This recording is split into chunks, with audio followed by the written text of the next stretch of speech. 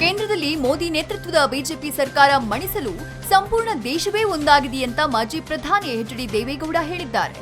TMC ಮುಖ್ಯಸ್ಥೆ ಮಮತಾ ಬ್ಯಾನರ್ಜಿ ನೇತೃತ್ವದಲ್ಲಿ ಕೋಲ್ಕತ್ತಾದಲ್ಲಿ ನಡೀತಾ ಇರುವ ಸಭೆಗೆ ಆಗಮಿಸಿದ ವೇಳೆ ಮಾತನಾಡಿದ ದೇವೇಗೌಡ, ಮಮತಾ ಬ್ಯಾನರ್ಜಿ ಓರ್ವ ಮಹಾನ್ ನಾಯಕಿ. ಹಾಗೆಯೇ ದೇಶದಲ್ಲಿ ಜಾತ್ಯತೀತ ಸರ್ಕಾರ ಆಡಳಿತಕ್ಕೆ ಬರಲು ಐತಿಹಾಸಿಕ ಪ್ರಯತ್ನ ಇದು ಅಂತ ಅಭಿಪ್ರಾಯಪಟ್ಟರು.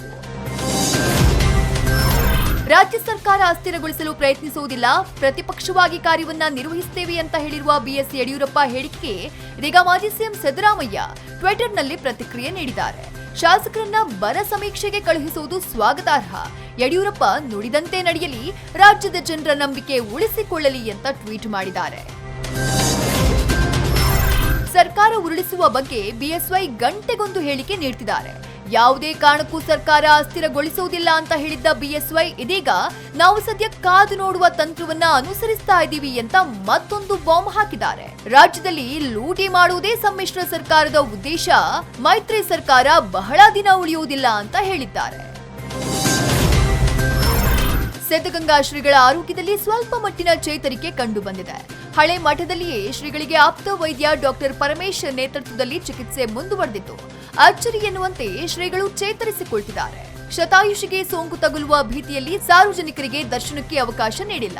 ಇನ್ನು ಮಠದ ಆವರಣ ಸೇರಿದಂತೆ ರಾಜ್ಯಾದ್ಯಂತ ಶ್ರೀಗಳು ಆದಷ್ಟು ಬೇಗ ಗುಣಮುಖರಾಗಲಿ ಅಂತ ಭಕ್ತರು ಪ್ರಾರ್ಥನೆ ಸಲ್ಲಿಸುತ್ತಿದ್ದಾರೆ.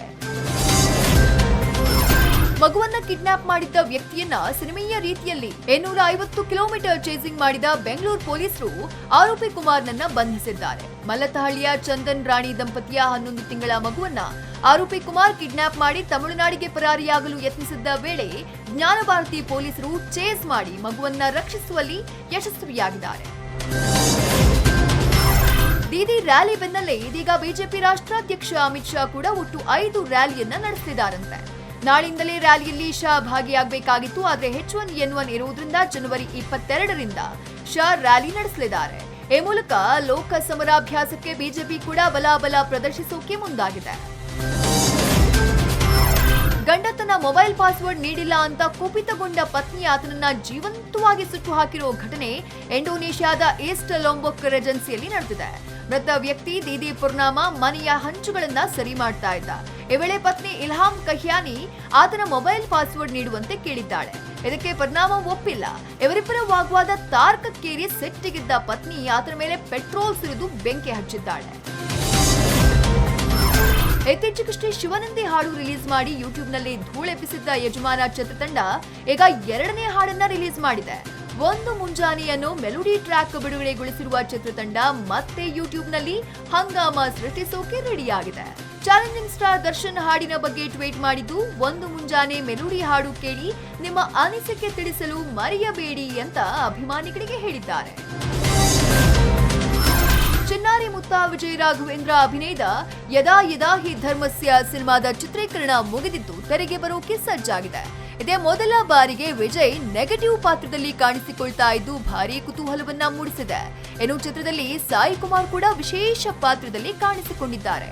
ಚಿತ್ರಕ್ಕೆ ವಿರಾಜ್ ಆಕ್ಷನ್ ಕಟ್ ಹೇಳಿದ್ದು, ಜೋಡಾ ಸ್ಯಾಂಡಿ ಮತ್ತು ಪರಾಗ್ ಮ್ಯೂಸಿಕ್ ಕಂಪೋಸ್ ಮಾಡಿದ್ದಾರೆ. ಬಾಲಿವುಡ್ನ ಸಲ್ಲು ಭಾಯ್ ಅಂದ್ರೆ ಫಿಟ್ನೆಸ್ ಅಂದ್ರೆ ಸಲ್ಲು ಭಾಯ್. ಇದೀಗ Salman Khan being strong India fitness challenge ನಲ್ಲಿ ಚೆಸ್ಟ್ ವೇಟ್ ಲಿಫ್ಟ್ ಮಾಡಿ ತಮ್ಮ ಫಿಟ್ನೆಸ್ ಪ್ರದರ್ಶಿಸಿದ್ದಾರೆ. ಈ ತರಹದ ಸಾಹಸ ನೀವು ಪ್ರತಿದಿನವೂ ಮಾಡಬಹುದು, ಆದ್ರೆ ಟ್ರೈನರ್ ಇಲ್ಲದೆ ಇಂತಹ ಪ್ರಯತ್ನಕ್ಕೆ ಕೈ ಹಾಕಬೇಡಿ ಅಂತ ಸಲ್ಮಾನ್ ಖಾನ್ ಟಿಪ್ಸ್ ಕೊಟ್ಟಿದ್ದಾರೆ.